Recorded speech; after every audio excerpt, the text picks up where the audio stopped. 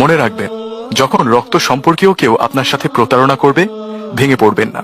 মনে রাখবেন, হযরত ইউসুফ আলাইহিসসালাম আপন ভাইদের দ্বারা প্রতারিত হয়েছিলেন, কিন্তু এরপরেও তো তিনি থেমে থাকেননি, বরং সফল হয়েছিলেন। যখন পিতামাতা আপনার প্রতিপক্ষ হয়ে দাঁড়াবেন, ভেঙে পড়বেন না।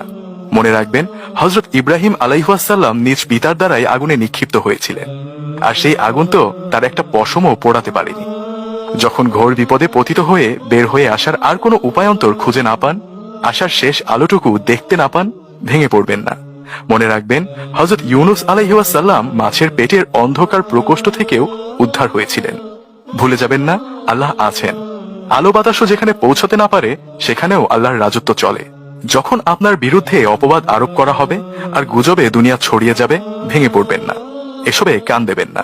মনে রাখবেন, হযরত আয়েশা সিদ্দিকা রাদিয়াল্লাহু আনহা এর বিরুদ্ধেও অপবাদ আরোপ করা হয়েছিল, কিন্তু দিন শেষে তা সততা এবং সৎ চরিত্রের আলোকেই ছড়িয়ে পড়েছিল সব দিকে। যখন আপনি অসুস্থ হয়ে পড়বেন, ব্যথায় কাতরাতে থাকবেন, ভেঙে পড়বেন না। মনে রাখবেন, হযরত আইয়ুব আলাইহিসসালাম আপনার চেয়েও 1000 গুণ বেশি অসুস্থ ছিলেন।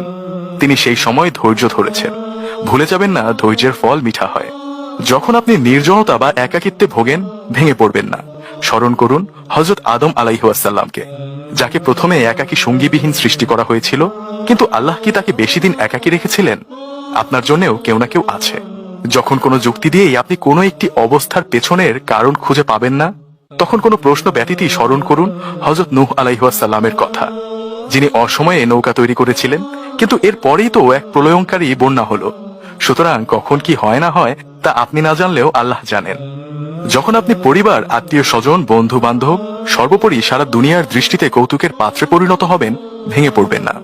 স্মরণ করুন আমাদের প্রিয় নবী হযরত মুহাম্মদ সাল্লাল্লাহু আলাইহিসসালামের কথা, যিনি তার আপনজনের হাসি তামাশার পাত্রে পরিণত হয়েছিলেন, কিন্তু যারা তাকে নিয়ে হাসি তামাশা করত, সেই আবু জাহেল, আবু লাহাবেরা আজ কোথায়? দুনিয়া এবং আখিরাতে তাদের চেয়ে ঘৃণিত আর কে আছে? আল্লাহ তাআলার কাছে সবচেয়ে প্রিয় বান্দা হলেন তার প্রেরিত নবী ও রাসূলগণ, আর তার প্রেরিত সেই সকল পয়গম্বরকেই তিনি সবচেয়ে কঠিন পরীক্ষায় ফেলেছিলেন। কিন্তু তারা আল্লাহর ওপর থেকে ভরসা হারাননি। তারা ধৈর্য ধারণ করেছিলেন, আর এর ফলে তারা একসময় সফলও হয়েছিলেন। আল্লাহ তাদেরকে উদ্ধার করেছিলেন সেই কঠিন বিপদ থেকে।